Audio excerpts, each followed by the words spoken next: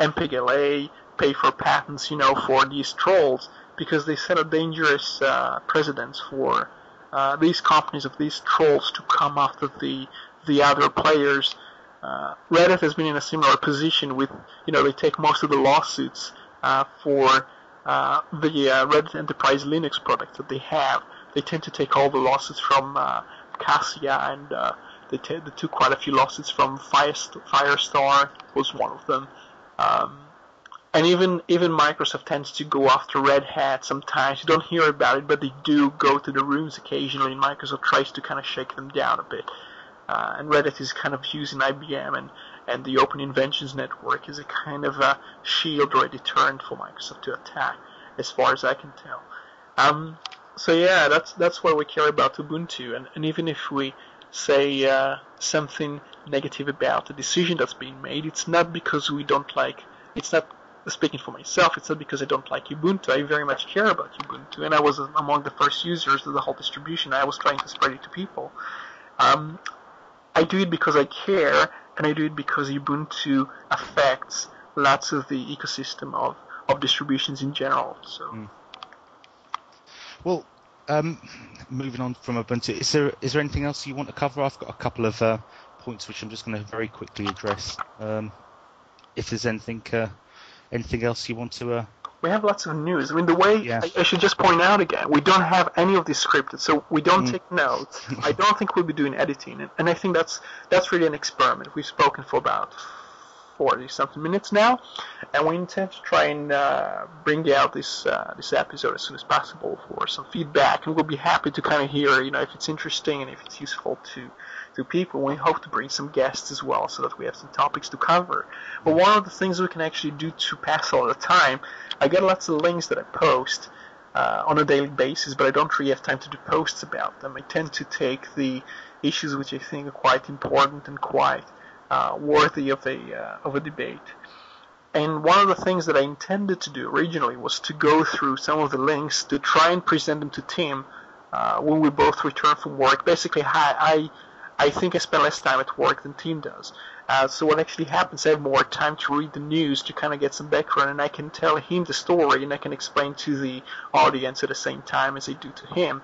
And then we can go and try to have a discussion about these issues, and hopefully in the future we'll have some guests on the show, and we'll be able to get some more of a wider panel. I'm not sure if we can do conference calls and everything like that, and we have to explore how to make sure that people can use a non-Skype client. We want to use SIP as the protocol for communication. We want to use open protocols for communication on the show, at least to align with everything else we do here, which is all free software except temporarily we have the Skype, problem. But it's not really a problem necessarily to me or to Tim, but I know quite a few listeners tend to not accept Skype, and we do try to encourage people to use free software, but we're not as... I probably should let Tim speak for himself.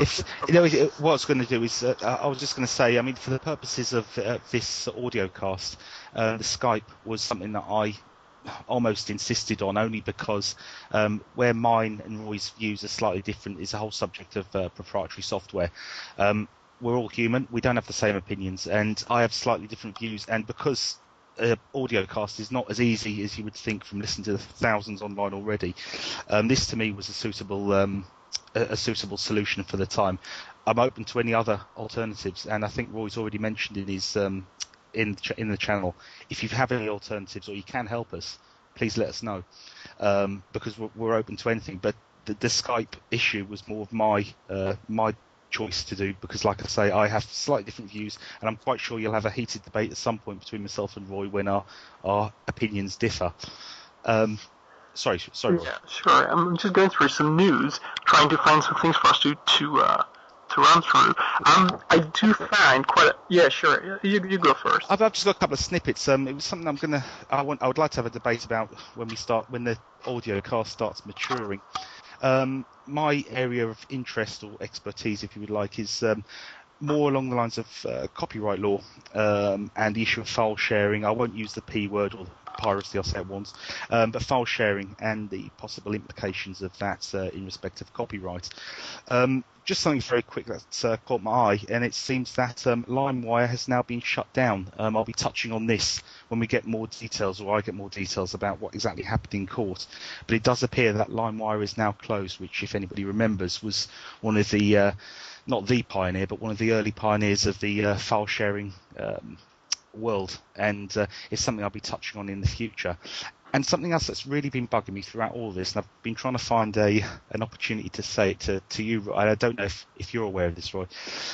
It's to do with, we're talking about phones, and one of the things, obviously, that's very big on Android, very big with Apple, is the marketplace or the App Store.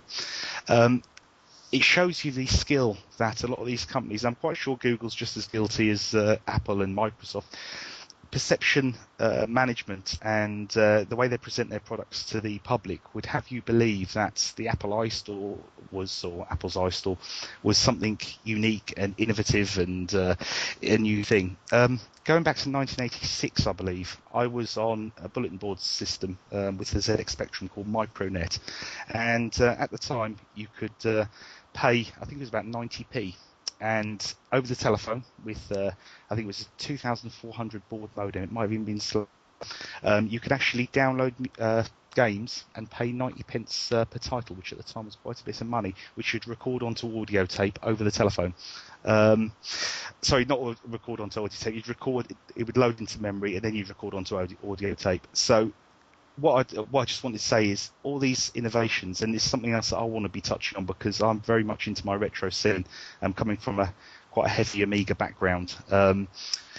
Most of the things that we take for granted today have roots in things that we were using in the 80s, in the 90s.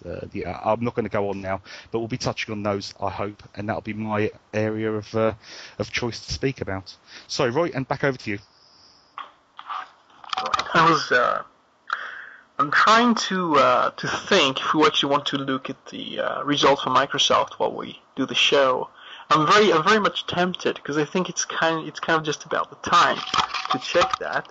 I'll actually do this in a moment. First, I want to talk about the news about Red Hat, because one of the pieces of news I got from Identica today via the employees of Red Hat, which I happen to be kind of subscribed to for obvious reasons, because I don't find any Novell employees there, to be honest. I barely find any canonical employees on Identica, which is interesting.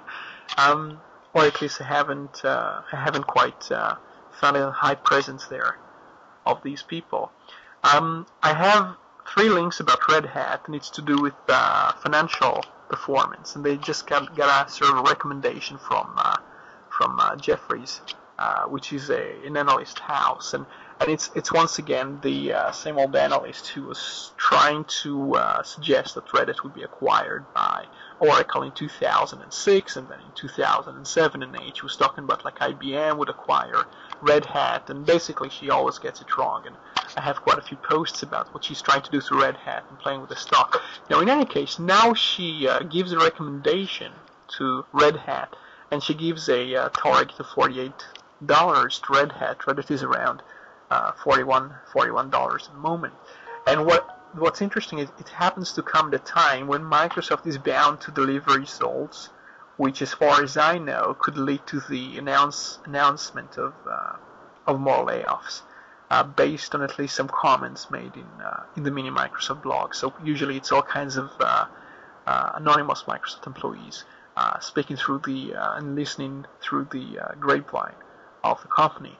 And Red Hat basically gets this recommendation, this really smashing recommendation from one of the biggest critics, and claims on the same day, which, as far as I know, Microsoft is going to try and spin fairly disappointing results. You know, the type of thing that would lead to Ray Ozzie deciding to basically hang the towel. You know, one week before the results, it's never a good sign when they do that. I think that apart from that, Red Hat has just announced that a leading Spanish travel operator has just signed a deal with Red Hat, and it's quite an important thing because it's one of the top companies there in Spain, where the adoption of GNU/Linux is pretty okay. So I think France has got the highest in Europe, and then Well, we're actually talking about Red Hat. I should point out that Fedora has just been updating the website, and any person who's been hanging around the community of Red Hat employees or Fedora contributors would